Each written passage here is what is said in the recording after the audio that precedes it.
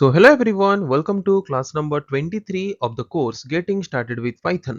So आज की class का हमारा डिस्कशन का टॉपिक है सिलेक्शन स्टेटमेंट, जिसमें हम डिस्कस करेंगे कि सिलेक्शन स्टेटमेंट क्या होता है। सिलेक्शन स्टेटमेंट को अगर हम हमारे पाइथन प्रोग्राम में यूज़ करना चाहते हैं तो कैसे यूज़ कर सकते हैं, उसके सिंटैक्स क्या होते हैं, उसको बेस करके हम बहुत से प्रोग्राम के एग्जाम्पल्स भी कंसिडर करेंगे उस चीज़ को सिंपल तरीके से समझने के लिए। तो शुरू करते हैं डिस्कशन और समझते हैं कि ये सिलेक्शन स्टेटमेंट क्या है। जैसे कि लास्ट क्लास में हमने डिस्कस किया था फ्लो ऑफ कंट्रोल के बारे में कि फ्लो ऑफ कंट्रोल क्या होता है। फ्लो ऑफ कंट्रोल को अगर सिंपल टर्म में बोलें तो फ्लो ऑफ कंट्रोल क्या है? Flow of control means the order of execution of statements in a program. एक प्रोग्राम में जितने भी स्टेटमेंट्स हैं वो स्टेटमेंट्स किस ऑर्डर में एग्जीक्यूट हो रहे हैं, that is known as the flow of control. तो बाय डिफॉल्ट किस ऑर्डर में हमारा जो फ्लो ऑफ कंट्रोल चलता है, सिक्वेंशियल ऑर्डर में चलता है। बट सपोज हम चाहते हैं हमारे फ्लो ऑफ कंट्रोल को हमारे पास मल्टीपल ऑप्शंस हैं जहाँ पे मतलब या तो हम एक तरह के स्टेटमेंट को एग्जीक्यूट कर सकते हैं या फिर और एक तरह के स्टेटमेंट को एग्जीक्यूट कर सकते हैं। उस तरह के सिचुएशन में हम सिक्वेंशियल ऑर्डर में स्टेटमेंट्स को सिंपली एग्जीक्यूट नहीं कर सकते। तो उस टाइम पे फ्लो ऑफ कंट्रोल को क्या करने के लिए, कंट्रोल करने के लिए या फिर फ्लो ऑफ कंट्रोल को डिफाइन करने के लिए हमें पाइथन प्रोग्रामिंग लैंग्वेजेस में प्रोवाइड किया गया है various kind of special type of statements which are known as control statements और कंट्रोल स्ट्रक्चर। और ये जो कंट्रोल स्टेटमेंट्स या फिर कंट्रोल स्ट्रक्चर्स हैं, इनको यूज करके हम क्या करेंगे? We will control the flow of execution. Okay, कि कौन से स्टेटमेंट के बाद कौन सा स्टेटमेंट एग्जीक्यूट होगा। अगर सिक्वेंशियल ऑर्डर में एग्जीक्यूट नहीं होगा तो उसके बाद नेक्स्ट कौन सा स्टेटमेंट एग्जीक्यूट होगा, उसको कंट्रोल करने के लिए हम जिस तरह के स्टेटमेंट को यूज करते हैं वो है कंट्रोल स्टेटमेंट्स, जिसको हम कंट्रोल स्ट्रक्चर भी बोलते हैं। तो वो फिर दो तरह के हैं, दो तरह के कंट्रोल स्ट्रक्चर हमें पाइथन में दिया गया है। एक है सिलेक्शन स्ट्रक्चर और एक है रिपीटेशन स्ट्रक्चर। तो सिलेक्शन स्ट्रक्चर को हम सिलेक्शन स्टेटमेंट भी बोलते हैं, जिसके बारे में हम आज डिस्कस करेंगे कि कैसे हम सिलेक्शन स्टेटमेंट को यूज करके हमारे फ्लो ऑफ कंट्रोल को डिफाइन करते हैं। कैसे हम डिफाइन करते हैं कि कौन से स्टेटमेंट के बाद कौन सा स्टेटमेंट एग्जीक्यूट होगा बाय यूजिंग सिलेक्शन स्टेटमेंट, उसके बारे में हम आज डिस्कस करने वाले हैं। तो शुरू करते हैं डिस्कशन। तो उस चीज को समझने के लिए हम क्या करते हैं, दो रियल लाइफ एग्जांपल्स पहले कंसीडर करेंगे सिलेक्शन स्टेटमेंट के कॉन्सेप्ट को यूज करने से पहले। तो सपोज यही एग्जांपल मैंने प्रीवियस क्लास में भी लिया था कि सपोज मेरे पास 10 रुपए है। Okay, I have 10 rupees to buy a pen. मेरे पास 10 रुपए है, मुझे एक पेन खरीदना है। So on visiting the stationery shop, जब मैं कोई भी स्टेशनरी शॉप या फिर बुक शॉप में जाऊं तो वहां पे वेराइटी ऑफ पेन अवेलेबल है 10 रुपए में, है कि नहीं? तो सपोज वहां पे जैसे कि लास्ट क्लास में भी मैंने बोला था कि रेड पेन है, जेल पेन है, जिंक पेन है कि नहीं? तो वहां पे मुझे किस तरह का पेन चाहिए? कॉपी चेकिंग के लिए चाहिए तो मुझे कॉपी चेकिंग का नॉर्मल बॉल पॉइंट पेन चाहिए। अगर मुझे कहीं पे हेडिंग या फिर कहीं पे सपोज कुछ हाइलाइटेड फॉर्म में लिखना है तो जेल पेन चाहिए। अगर मुझे कोई ग्रीटिंग्स कार्ड हो गया या फिर इनविटेशन कार्ड हो गया उसमें कुछ लिखना है तो मुझे जिंक पेन चाहिए। तो मेरे पास यहाँ पे तीन ऑप्शंस हैं, मतलब तीन तरह के सिचुएशंस मेरे लिए अराइज हो रहे हैं। मेरे पास अगर 10 रुपए है तो 10 रुपए में मैं रेड बॉल पॉइंट पेन भी ले सकता हूँ, जेल पॉइंट पेन भी ले सकता हूँ या फिर जिंक पेन भी ले सकता हूँ, है कि नहीं? तो ये जो तीन सिचुएशन अराइज हो रहे हैं, तो तीनों सिचुएशन को तो एक बार में मैं एग्जीक्यूट नहीं कर पाऊंगा क्योंकि मेरे पास तो 10 ही रुपए है। तो मैं तीनों खरीदूंगा तो मैं मुझे 30 रुपए चाहिए, है कि नहीं? पर मुझे एक ही चीज खरीदना है। तो यहाँ पे मुझे क्या करना पड़ेगा, मेरे कंडीशन के हिसाब से मुझे सिलेक्ट करना पड़ेगा। तो मेरा कंडीशन क्या है वो मुझे देखना पड़ेगा। अगर मेरा कंडीशन है कि मुझे कॉपी चेकिंग के लिए लेना है तो हम रेड बॉल पॉइंट पेन को प्रेफर करेंगे। अगर मेरा कंडीशन है कहीं पे मुझे हेडिंग टाइप का कोई चीजें देना है तो या फिर मुझे चार्ट पेपर में कुछ लिखने के लिए यूज करना है तो वहां पे हम जेल पेन यूज कर सकते हैं। अगर मुझे इनविटेशन कार्ड या फिर ग्रीटिंग्स कार्ड कहीं पे कुछ लिखना है, अगर ये मेरा कंडीशन है तो हम जिंक पेन को प्रिफर कर सकते हैं। तो रियल लाइफ में हमने क्या देखा कि अगर हमारे पास मल्टीपल ऑप्शंस होते हैं उस तरह के सिचुएशन में हमें डिसीजन लेना होता है कि हम मल्टीपल ऑप्शंस में से कौन से ऑप्शन को सिलेक्ट करेंगे। ओके, उसी तरह का और एक एग्जांपल हम कंसीडर कर लेते हैं। मोबाइल में गूगल मैप यूज करते हैं, डिजिटल मैप हम यूज करते हैं। तो डिजिटल मैप या फिर गूगल मैप जो है, अगर हम एक लोकेशन सोर्स टू डेस्टिनेशन अगर हम जाना चाहते हैं तो वो हमें मल्टीपल रूट्स दिखाता है कि नहीं? शॉर्टेस्ट पाथ वाला रूट दिखाता है, लिस्ट क्राउडेड वाला अलग से रूट दिखाता है। तो इसका मतलब एक लोकेशन से दूसरे लोकेशन में जाने के लिए हमारे पास मल्टीपल पाथ के ऑप्शंस हैं। तो जब हमारे पास मल्टीपल ऑप्शंस आ जाते हैं तो तब हमें डिसीजन लेना होता है कि उनमें से कौन से ऑप्शन हमारे लिए सुइटेबल है। और उसके लिए हमें किस पे ध्यान देना होगा कि हमारा कंडीशन क्या है। तो हमारा कंडीशन क्या है, अगर हम चाहते हैं कि लेस क्राउडेड पाथ में हम जाएं तो हम लेस क्राउडेड पाथ को चूज करेंगे। अगर हम चाहते हैं शॉर्टेस्ट डिस्टेंस वाले पाथ को हम सिलेक्ट करें तो शॉर्टेस्ट डिस्टेंस पाथ में हम जाएंगे। तो जैसे रियल लाइफ में हमारे पास मल्टीपल ऑप्शंस होते हैं और मल्टीपल ऑप्शंस में से हमें सिंगल ऑप्शन को सिलेक्ट करना होता है, उसी तरीके से जब हम एक पाइथन प्रोग्राम भी लिखेंगे तो पाइथन प्रोग्राम में भी ऐसे सिचुएशंस आ सकते हैं जहां पे एक पर्टिकुलर इनपुट वैल्यू जब हम देंगे, उस इनपुट वैल्यू के ऊपर वो डिपेंड करता है कि हम किस तरह के एक्शंस परफॉर्म करेंगे, है कि नहीं? एक सिंपल एग्जांपल अगर मैं कंसीडर करूं, जैसे कि सपोज मुझे एक प्रोग्राम लिखना है और उस प्रोग्राम के आउटपुट में मुझे ये प्रिंट करके दिखाना है कि यूजर ने जो नंबर इंसर्ट किया वो नंबर एक पॉजिटिव नंबर है या नेगेटिव नंबर है या जीरो है कि नहीं? तो तीन तरह के सिचुएशंस मेरे पास अराइज हो गए। तो अगर कोई यूजर 5 इनपुट करता है तो आउटपुट आना चाहिए पॉजिटिव नंबर इनपुट हुआ। अगर कोई यूजर -5 इनपुट करता है तो तब वो आउटपुट प्रिंट करना चाहिए नेगेटिव नंबर इनपुट हुआ। अगर कोई यूजर 0 इनपुट करता है, आउटपुट आना चाहिए 0 प्रिंट हुआ, है कि नहीं? या फिर 0 इनपुट हुआ। तो जिस तरह से रियल लाइफ में हमारे पास मल्टीपल ऑप्शंस होते हैं एंड मल्टीपल ऑप्शंस में से हमें कोई एक ही ऑप्शन को सिलेक्ट करके हमें हमारा टास्क परफॉर्म करना होता है, वैसे प्रोग्राम में भी वैसे सिचुएशंस आते हैं जहां पे हमारे पास मल्टीपल चॉइसेस होते हैं। मतलब यूजर या तो 5 भी इंसर्ट कर सकता है, -5 भी इंसर्ट कर सकता है, 0 भी इंसर्ट कर सकता है। अगर उसने 5 इंसर्ट कर दिया तो हमें क्या आउटपुट दिखाना है, अगर -5 इंसर्ट कर दिया तो क्या आउटपुट दिखाना है, अगर 0 इंसर्ट कर दिया तो क्या आउटपुट दिखाना है कि नहीं? तो उस चीज को भी हमें हमारे प्रोग्राम में डिफाइन करना पड़ेगा और ये हम डिफाइन कर सकते हैं by using selection statement. Okay, तो जिसके द्वारा वो क्या करेगा, सिलेक्शन स्टेटमेंट डिसाइड करेगा कि किस तरह का वैल्यू यूजर ने इनपुट किया, उसी तरह के स्टेटमेंट को वो सिलेक्ट करेगा और अपना टास्क परफॉर्म करेगा। ओके, तो हम एक सिंपल एग्जांपल अभी प्रोग्राम के बेसिस में ले जाते हैं। Now suppose we want to display the positive difference of two numbers. दो नंबर्स हमारे पास हैं, नम वन में कुछ नंबर है, नम टू में कुछ नंबर है। ये एग्जांपल हमने लास्ट क्लास में भी कंसीडर किया था, पर लास्ट क्लास में हमारे प्रोग्राम का क्वेश्चन था find the difference of two numbers num one and num two, बस इतना था, है कि नहीं? तो डिफरेंस फाइंड करना है, मतलब अगर हम num one minus num two करेंगे तो वहां पे डिफरेंस जो है वो पॉजिटिव डिफरेंस भी आ सकता है, नेगेटिव डिफरेंस भी आ सकता है। जैसे कि अगर नम वन का वैल्यू मैं 5 लेता हूँ, नम टू का वैल्यू मैं 7 लेता हूँ, 5 माइनस 7 अगर हम करते हैं तो -2, मतलब नेगेटिव डिफरेंस भी आ सकता है। अगर हम नम वन का वैल्यू 5 लेते हैं, नम टू का वैल्यू नम वन का वैल्यू 7 लेते हैं, नम टू का वैल्यू 5 लेते हैं, तो वहां पे जो डिफरेंस वैल्यू आएगा वो पॉजिटिव डिफरेंस वैल्यू आएगा।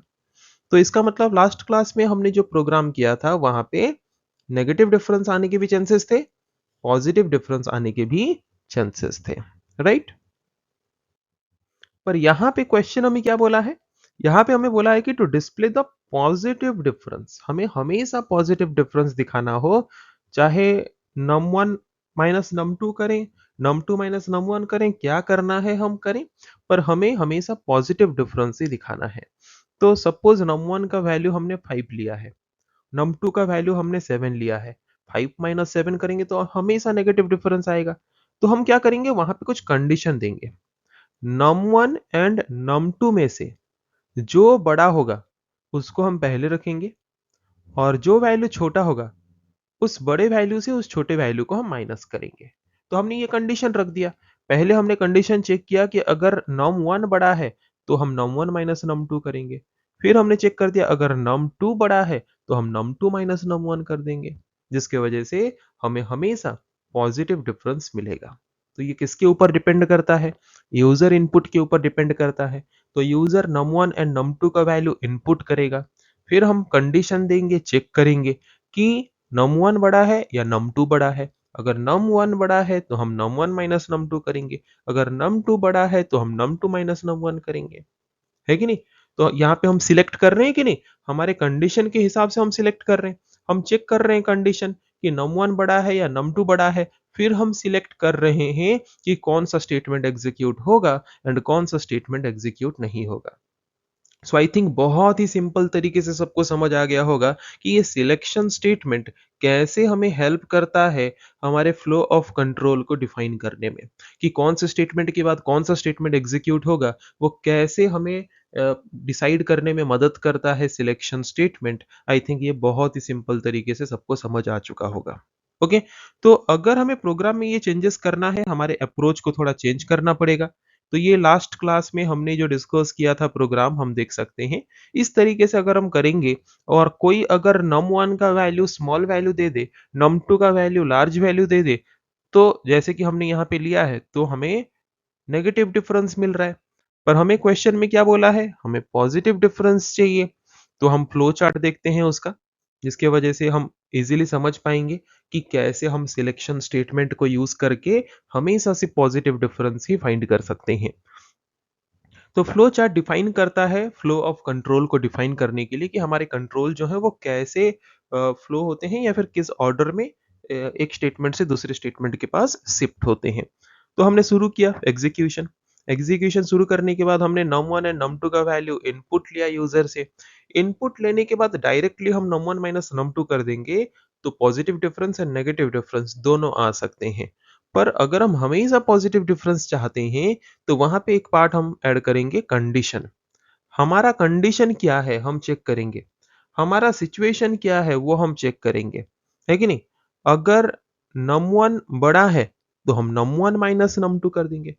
अगर num1 बड़ा है num2 से, ओके, तो हम num1 माइनस num2 कर देंगे।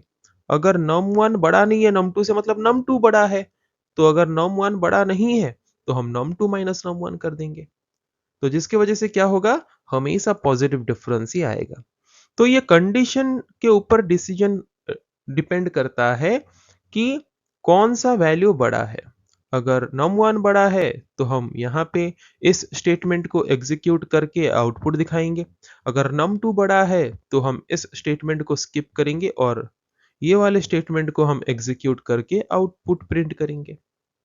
ओके, तो यहाँ पे ये एक कंट्रोल स्ट्रक्चर या फिर कंट्रोल स्टेटमेंट हुआ कि नहीं, जिसको यूज करके हमने हमारे प्रोग्राम में कौन से ऑर्डर में कौन से स्टेटमेंट के बाद कौन सा स्टेटमेंट एग्जीक्यूट होगा वो हमने कंट्रोल किया इस स्टेटमेंट की मदद से। इसीलिए इस तरह के स्टेटमेंट को हम कंट्रोल स्टेटमेंट बोलते हैं। और किस तरह का कंट्रोल स्टेटमेंट? ये जो एग्जीक्यूशन का जो फ्लो है उसको कैसे कंट्रोल कर रहा है? By using some condition, by doing selection. That's why that kind of control statement is called conditional statement और सिलेक्शन स्टेटमेंट। ओके, सो यहाँ पे जो सिलेक्शन हमने किया वो किसके ऊपर डिपेंड था? इनपुट वैल्यू के ऊपर। num1 अगर कोई बड़ा वैल्यू इंसर्ट करेगा तो num1 माइनस num2 वाला स्टेटमेंट एग्जीक्यूट होगा एंड num2 माइनस num1 वाला स्किप हो जाएगा। अगर कोई num2 का वैल्यू बड़ा इंसर्ट करेगा तो num2 माइनस num1 वाला स्टेटमेंट एग्जीक्यूट होगा एंड num1 माइनस num2 वाला स्टेटमेंट स्किप हो जाएगा। ओके, तो ये सिलेक्शन बेस्ड जो हम स्टेटमेंट एग्जीक्यूट कर रहे हैं, जिस तरह के स्पेशल टाइप ऑफ स्टेटमेंट्स की मदद से, उसको बोलते हैं हम selection statement. It's a kind of control statement और कंट्रोल स्ट्रक्चर। ओके, सो यहाँ से हमने क्या समझा कि सिलेक्शन स्टेटमेंट क्या काम करता है, ये किस तरह का कंट्रोल स्टेटमेंट है। So selection statement is a type of statement that is used to perform the decision making or selection based upon a particular condition. Okay, ये एक ऐसा स्टेटमेंट है जो कुछ कंडीशंस को बेस करके डिसाइड करता है कि कौन सा स्टेटमेंट एग्जीक्यूट होगा एंड कौन सा स्टेटमेंट एग्जीक्यूट नहीं होगा. Okay, so in programming the concept of decision making or selection is implemented with the help of selection statement.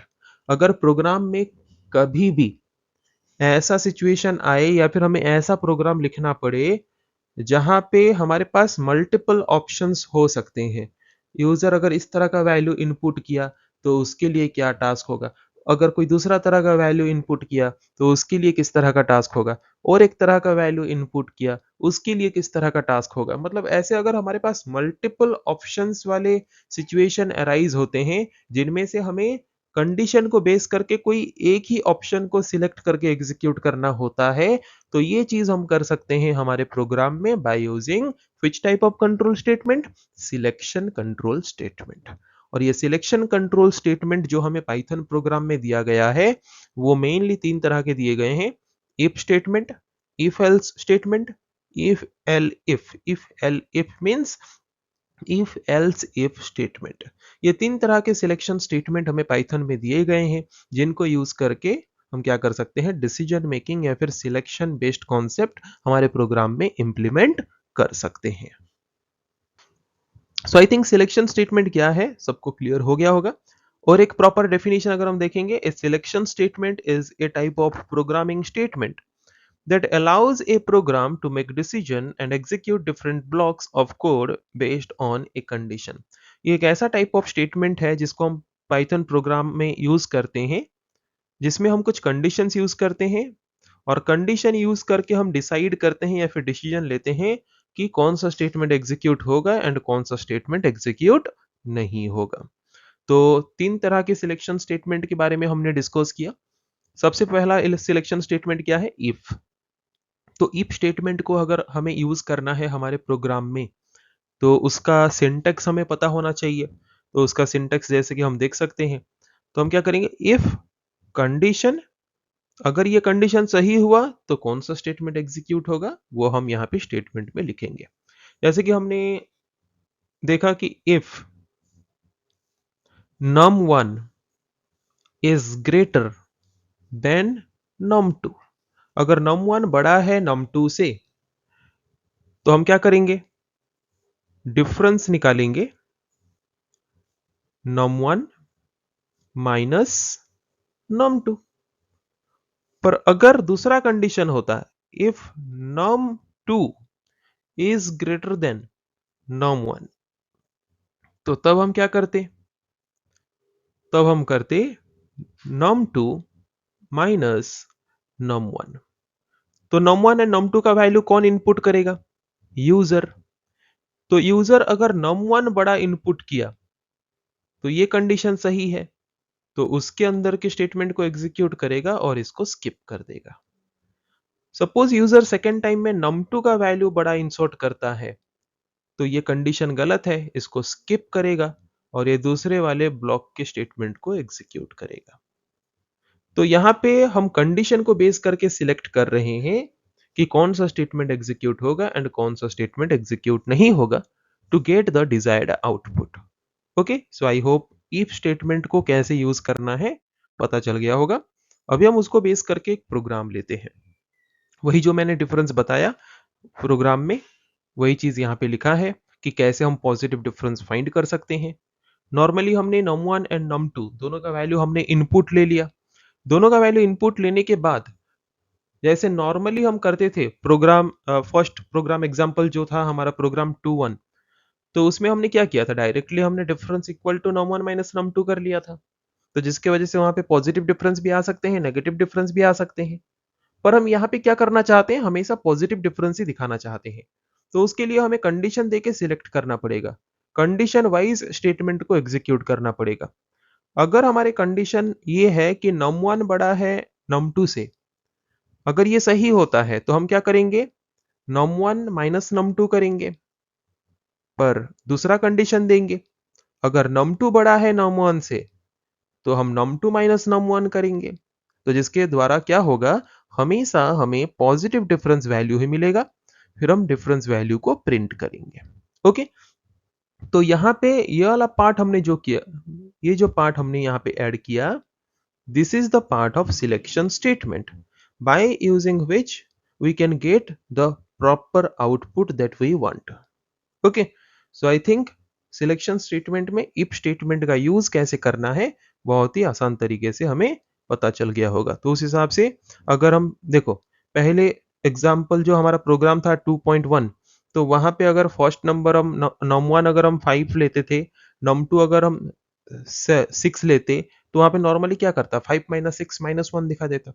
But हमें पॉजिटिव डिफरेंस चाहिए, तो यहाँ पे जबकि num2 बड़ा है तो वो क्या करेगा, ये फर्स्ट कंडीशन गलत जबकि है इसको स्किप करेगा, सेकंड कंडीशन सही है तो उसके अंदर के स्टेटमेंट को एग्जीक्यूट करेगा।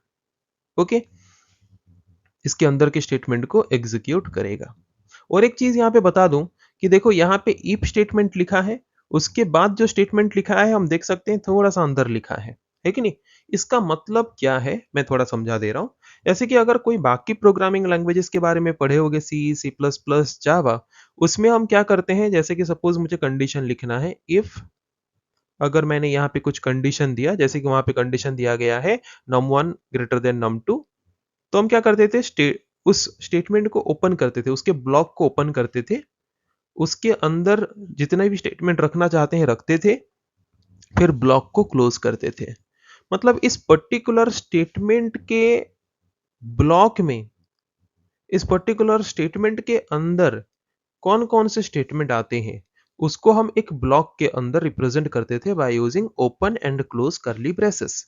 बट पाइथन में हम ओपन एंड क्लोज करली ब्रेसेस को यूज नहीं करते, हम यूज करते हैं इंडेंटेशन।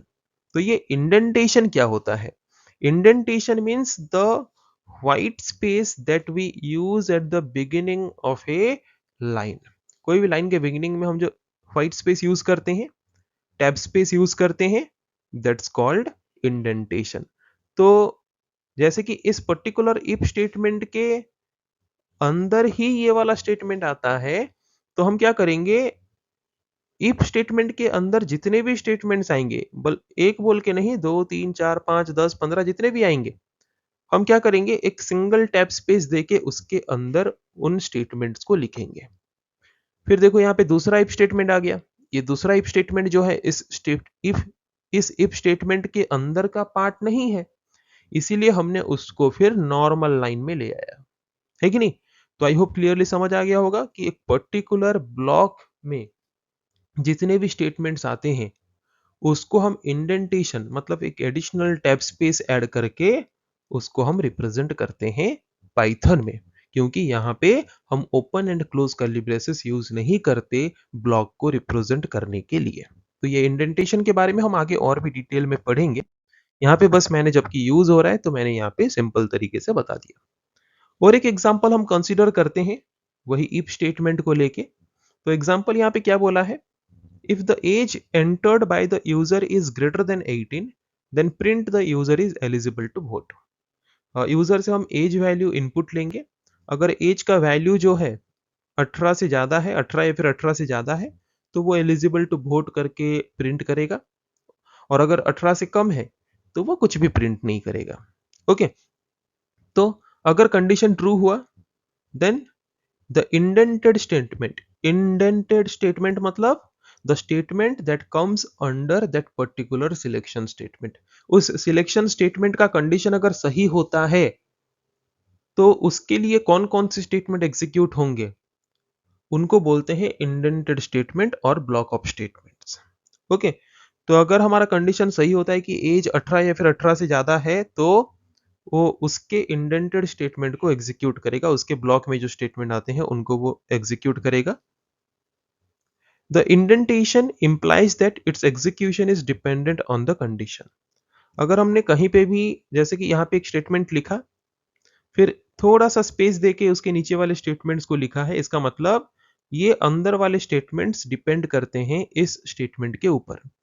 अगर इस स्टेटमेंट का कंडीशन सही होता है तब जाके ये एग्जीक्यूट होंगे, अगर ये कंडीशन सही नहीं होता तो ये स्टेटमेंट एग्जीक्यूट ना होके स्किप हो जाएंगे, और नेक्स्ट जो स्टेटमेंट इसके बराबर लाइन में होगा वो स्टेटमेंट फिर एग्जीक्यूट होना शुरू होगा। Okay, There is no limit on the number of statement that can appear as a block under the if statement. जैसे कि if statement के अंदर हमने एक ही इंडेंटेड स्टेटमेंट रखा था, वहां पे 2, 3, 5, 10, 15, 100 भी हो सकते हैं, जैसे कि मैंने बताया था, है कि नहीं? तो अभी इस एग्जाम्पल को हम अगर प्रोग्राम वे में लिखेंगे तो कैसे लिखेंगे? एज का वैल्यू हम यूजर से इनपुट लेंगे, फिर हम कंडीशन चेक करेंगे by using if selection statement. अगर कंडीशन सही होता है तो जो स्टेट अगर ये कंडीशन सही होता है तो हम क्या स्टेटमेंट एग्जीक्यूट करना चाहते हैं, हम उसको इंडेंटेड स्टेटमेंट के हिसाब से उसके ब्लॉक में रिप्रेजेंट करेंगे। ओके, तो ये है उसका एग्जांपल, बहुत ही सिंपल सा। अभी तक तो हमने एक सिलेक्शन स्टेटमेंट के बारे में डिस्कस किया जो था इफ स्टेटमेंट, जिसमें हम क्या करते थे, हर बार इफ स्टेटमेंट में कंडीशन देते थे। अगर हमारा कंडीशन सही है, यूजर के इनपुट वैल्यू के हिसाब से हम कंपेयर करेंगे, अगर हमारा कंडीशन सही है तो उसके अंदर के स्टेटमेंट्स एग्जीक्यूट होंगे, अदरवाइज वो स्किप हो जाएंगे। तो सपोज एक एग्जांपल जो हमने लिया था वहां पे num1 एंड num2 का पॉजिटिव डिफरेंस हमें फाइंड करना है, राइट? तो जब हम num1 एंड num2 का पॉजिटिव डिफरेंस फाइंड कर रहे थे तो वहां पे हमने दो बार कंडीशन दिया। एक बार हमने इफ स्टेटमेंट यूज किया और कंडीशन दिया कि अगर num1 बड़ा है num2 से तो num1 माइनस num2 करो। इसका दूसरा ऑप्शन हमारे पास क्या होगा, ऑटोमेटिकली इसका दूसरा वाइस वर्सा क्या होगा, अगर num1 बड़ा नहीं है इसका मतलब num2 बड़ा होगा, है कि नहीं? अगर num1 बड़ा नहीं है इसका मतलब num2 बड़ा होगा, है कि नहीं? तो दोबारा हमें कंडीशन फिर से इफ स्टेटमेंट यूज करके लिखने की जरूरत नहीं है, उसके बदले हम सिंपली एल्स स्टेटमेंट यूज कर सकते हैं। किसमें? इफ एल्स स्टेटमेंट में।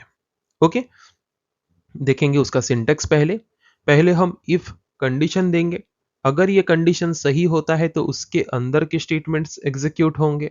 अगर ये कंडीशन सही नहीं होता है तो एल्स ब्लॉक में आएंगे और एल्स ब्लॉक के अंदर जो स्टेटमेंट है वो स्टेटमेंट को हम एग्जीक्यूट करेंगे। ओके, ये है सिंटेक्स इफ एल्स स्टेटमेंट का। तो एग्जांपल अभी हम थोड़ा सा फिर कंसीडर करेंगे। पहले हम वही वोटिंग वाला जो था उसको कंसीडर कर लेते हैं। अगर एज हम एंटर करते हैं 18 या फिर 18 से ज्यादा तो वो दिखाएगा एलिजिबल टू वोट, अदरवाइज वो दिखाएगा नॉट एलिजिबल टू वोट, जो कि लास्ट टाइम नहीं दिखा रहा था, है कि नहीं? तो उसको हम कैसे लिख सकते हैं, एज का वैल्यू हमने इनपुट लिया, फिर हम कंडीशन चेक करेंगे। अगर कंडीशन सही है तो वो एलिजिबल है वोट देने के लिए, तो उसके अंदर हम प्रिंट स्टेटमेंट यूज करेंगे इंडेंटेड स्टेटमेंट के हिसाब से कि eligible to vote. Else else का मतलब क्या है, अगर ये कंडीशन सही नहीं होता, अगर ये कंडीशन सही नहीं होता मतलब एज अगर 18 या फिर 18 से ज्यादा नहीं है, इसका मतलब क्या है, एज 18 से कम है। एज 18 से जो कम है वो आ जाएंगे एल्स ब्लॉक में और वहां पे हम प्रिंट करके दिखा देंगे नॉट एलिजिबल टू वोट। बहुत ही सिंपल है कि नहीं? अभी दूसरा एग्जांपल जो हमने लिया था प्रोग्राम 2.2 में, पॉजिटिव डिफरेंस वाला, वहां पे हमने दो बार इफ स्टेटमेंट को यूज किया था। तो दो बार इफ स्टेटमेंट को यूज करने से बेहतर है एक बार इफ स्टेटमेंट यूज करके हम और एक बार एल्स स्टेटमेंट को यूज कर लें। अगर num1 बड़ा है num2 से तो num1 माइनस num2 करेगा, या फिर मतलब num1 अगर बड़ा नहीं है तो कौन बड़ा होगा, num2 बड़ा होगा, या फिर num1 num2 दोनों इक्वल होंगे, तो इक्वल होंगे तो भी तो जीरो आएगा, मींस पॉजिटिव डिफरेंस आएगा, है कि नहीं? तो अगर num1 बड़ा है तो num1 माइनस num2 होगा। अगर num1 बड़ा नहीं है दैट मींस num2 बड़ा होगा, या तो दोनों इक्वल होंगे, तो उस केस में हम एल्स स्टेटमेंट को आएंगे एंड डिफरेंस करेंगे num2 माइनस num1। ये और थोड़ा आसान हो गया हमें as compared to only if statement. Okay, यहाँ पे भी आउटपुट हमारा हमेशा क्या आएगा, पॉजिटिव डिफरेंस ही आएगा। ओके, आई थिंक बहुत ही आसान तरीके से ये समझ आ गया होगा। अभी हम और एक एस्पेक्ट में आते हैं, इफ एल इफ वाला। तो अभी तक तो हमने जितना देखा हमारे पास दो कंडीशंस थे या फिर एक कंडीशन था। अगर एक कंडीशन है तो बेहतर है इफ स्टेटमेंट यूज करो, एक कंडीशन वाला स्टेटमेंट अगर होगा तो हम कंडीशन ही क्यों यूज करेंगे, है कि नहीं? हमारे पास कम से कम दो कंडीशंस होते हैं तभी जाके हम सिलेक्ट करते हैं। अगर दो कंडीशन वाले सिचुएशंस हैं तो it's better to use either if और इफ एल्स। बट अगर हमारे पास मल्टीपल कंडीशंस हैं, हमारे पास मल्टीपल सिचुएशंस हैं, मोर देन टू कंडीशंस या फिर मोर देन टू सिचुएशंस हैं, तो तब हम क्या करेंगे? तो तब हम किस तरह के सिलेक्शन स्टेटमेंट को यूज करेंगे? तब हम यूज करेंगे इफ एल इफ स्टेटमेंट को। If means else if statement को हम यूज करेंगे। तो इफ एल्स इफ स्टेटमेंट का सिंटेक्स हम देख लेते हैं। अगर हमारा पहला कंडीशन सही हुआ तो उसके अंदर के स्टेटमेंट्स एग्जीक्यूट होंगे। Else if, elif means else if. Second condition में आएंगे। अगर सेकंड कंडीशन सही हुआ तो उसके अंदर के स्टेटमेंट्स एग्जीक्यूट होंगे। अगर सेकंड कंडीशन भी गलत है, अगेन एल इफ में आएंगे, थर्ड कंडीशन में चेक करेंगे। थर्ड कंडीशन अगर सही है तो उसके अंदर का स्टेटमेंट एग्जीक्यूट होगा। इस तरीके से प्रोसेस चलता रहेगा। तो जब जिस कंडीशन को सेटिस्फाई करेगा या फिर जो कंडीशन सही होगा उसके अंदर के स्टेटमेंट्स को एग्जीक्यूट कर लेगा प्रोग्राम। तो उसके अंदर के स्टेटमेंट एग्जीक्यूट होने के बाद हमारा ये हम जो इफ इफ वाला जो ब्लॉक है उससे हम बाहर आ जाएंगे। ओके। पर अगर कोई भी कंडीशन सही नहीं हुआ, जितने भी कंडीशंस हमने दिए हैं, अगर कोई भी कंडीशन सही नहीं हुआ, देन हम कहां पे जाएंगे? देन हम जाएंगे एल्स स्टेटमेंट के पास और उसके अंदर जो स्टेटमेंट हम लिखे होंगे उसको वो एग्जीक्यूट करेगा। पर कब? अगर सारे के सारे गिवन कंडीशंस गलत होते हैं तो। ओके। तो इसको हम एग्जांपल के तौर पे थोड़ा देखेंगे। हम यहाँ पे एक एग्जांपल लेते हैं, check whether a number is positive, negative और जीरो। तो यहाँ पे हमारे पास तीन कंडीशन है ये चेक करने के लिए कि एक नंबर पॉजिटिव नंबर है या नेगेटिव नंबर है या जीरो है, चेक करो। तो तीन कंडीशन हमें चेक करना पड़ेगा, है कि नहीं? तो सबसे पहले हम यूजर से एक इनपुट वैल्यू ले लेंगे। इनपुट वैल्यू लेने के बाद पहले हम चेक करेंगे कि अगर नंबर जो है वो जीरो से बड़ा है तो हम क्या प्रिंट करेंगे?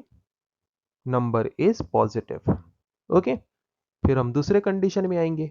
एल्स इफ अगर हमारा नंबर जीरो से बड़ा नहीं है, जीरो से छोटा है, तो वो नेगेटिव नंबर है, तो हम प्रिंट करेंगे नंबर इज नेगेटिव। अगर नंबर जीरो से बड़ा है तो पॉजिटिव हो गया, जीरो से छोटा है तो नेगेटिव हो गया। अब बचा क्या? अब बचा ओनली जीरो। तो उसके लिए हमें फिर से कंडीशन लिखने की जरूरत नहीं है, हम सिंपली लिख लेंगे एल्स। ओके। तो जो नंबर जीरो से बड़ा है वो पॉजिटिव में प्रिंट होके चला गया, जो नंबर जीरो से छोटा है वो नेगेटिव है बोल के प्रिंट होके चला गया, बस बचा एक जीरो। तो उसके लिए और कंडीशन लिखने की जरूरत नहीं है, हम सिर्फ एल्स स्टेटमेंट को यूज करके लिख लेंगे कि नंबर इज जीरो। बाकी जो नंबर बचा वो नंबर अगर यूजर ने इंसर्ट किया है तो वो नंबर जीरो ही है। ओके। बहुत ही आसान तरीके से हमने यहाँ पे इस एग्जाम्पल को देख लिया। और एक एग्जाम्पल कंसिडर करते हैं। Display the appropriate message as per the color of signal at the road crossing. Road crossing में तीन तरह के कलर्स हम मेनली देखते हैं, रेड, उसके बाद येलो, ग्रीन, ऐसे तीन तरह के कलर्स हम देखते हैं, है कि नहीं? तो पहले तो हम सिग्नल वैल्यू जो है वो इनपुट लेंगे कि अभी कौन सा सिग्नल दिखा रहा है। अगर सिग्नल हमारा रेड दिखा रहा है तो वो हमें बोल रहा है स्टॉप होने के लिए। एल्स इफ अगर सिग्नल ऑरेंज कलर का दिखा रहा है तो वो बोल रहा है थोड़ा स्लो हो जाओ या फिर थोड़ी देर बाद गाड़ी छोड़ने वाला है कि नहीं? अगर हमें दिखा रहा है सिग्नल ग्रीन, इसका मतलब गो बोल रहे हैं, है कि नहीं? ये तीन चीजें हमें बोल रहे हैं। तो यहाँ पे सबके दिमाग में क्वेश्चन आ रहा होगा कि हमने एल इफ को दो बार क्यों यूज किया? लास्ट में हम एल्स यूज कर सकते थे तो भी तो चल जाता। नो, नहीं चलता। क्यों? अगर कोई ग्रीन के बदले वहां पे येलो पुट कर दे, वहां पे कोई पिंक पुट कर दे, तब भी वो गो प्रिंट कर देगा, है कि नहीं? जो कि हम नहीं चाहते। हम चाहते हैं कि रेड इनपुट करे तभी स्टॉप दिखाए, ऑरेंज इनपुट करे तो बी स्लो दिखाए, ग्रीन इनपुट करे तो गो दिखाए, है कि नहीं? तो इसीलिए हमने लास्ट में यहाँ पे एल्स स्टेटमेंट यूज नहीं किया। और अगर हम चाहें तो यहाँ पे एल्स स्टेटमेंट यूज कर सकते हैं और वहां पे हम दिखा सकते हैं कि इनवैलिड सिग्नल, है कि नहीं? क्योंकि हमारे पास तो तीन ही कलर के सिग्नल होते हैं, रेड, ऑरेंज एंड ग्रीन। कोई दूसरा कलर का सिग्नल अगर हमें कोई इनपुट देगा तो वो इनवैलिड सिग्नल है, वो हम लास्ट में ऐड कर सकते हैं एल्स में।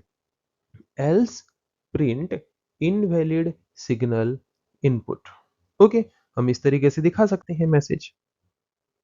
सो नंबर ऑफ एलिफ, कितना ठो एलिफ हम यूज कर सकते हैं एक प्रोग्राम में, कितना ठो एल्स इफ वाला स्टेटमेंट हम यूज कर सकते हैं हमारे प्रोग्राम में, वो डिपेंड करता है नंबर ऑफ कंडीशंस। कितने नंबर ऑफ कंडीशंस हमारे पास अवेलेबल हैं। अगर हमारे पास 50 नंबर ऑफ कंडीशंस अवेलेबल हैं तो हम 50 बार भी यूज कर सकते हैं। Okay, so if the first condition is false, elif वाला जो हम चलते हैं, इफ एल इफ वाला, पहला कंडीशन गलत होता है तो सेकंड कंडीशन चेक होगा, सेकंड कंडीशन गलत होता है तो थर्ड कंडीशन चेक होगा। ऐसे कंडीशन चेक करते करते जाएगा, कब तक, जब तक हमारा कंडीशन सही नहीं हो जाता। और जब हमारा कंडीशन सही हो जाएगा तो उस पर्टिकुलर कंडीशनल स्टेटमेंट का जो इंडेंटेड स्टेटमेंट्स हैं या फिर इंडेंटेड ब्लॉक्स हैं, वो एग्जीक्यूट होंगे। एंड वो एग्जीक्यूट होने के बाद जो हमारा इफ एल्स इफ वाला या फिर इफ एल्स वाला या फिर इफ वाला जो हमारा स्टेटमेंट्स हैं, वो टर्मिनेट हो जाएगा। फिर हम उस ब्लॉक से बाहर आ जाएंगे। उसके बाद जो नॉर्मल स्टेटमेंट्स हैं उनको हम एग्जीक्यूट करना शुरू करेंगे। ओके, सो आई थिंक आज के क्लास में हमने जो डिस्कस किया, सिलेक्शन स्टेटमेंट क्या है, different type of selection statements क्या हैं, किस तरह के सिचुएशन में हम सिलेक्शन स्टेटमेंट्स को प्रीफर करते हैं, कौन कौन से सिलेक्शन स्टेटमेंट का सिंटैक्स क्या है, उसके एग्जांपल्स हमने कंसीडर किया। आई थिंक सबको बहुत ही आसान तरीके से समझ आ गया होगा।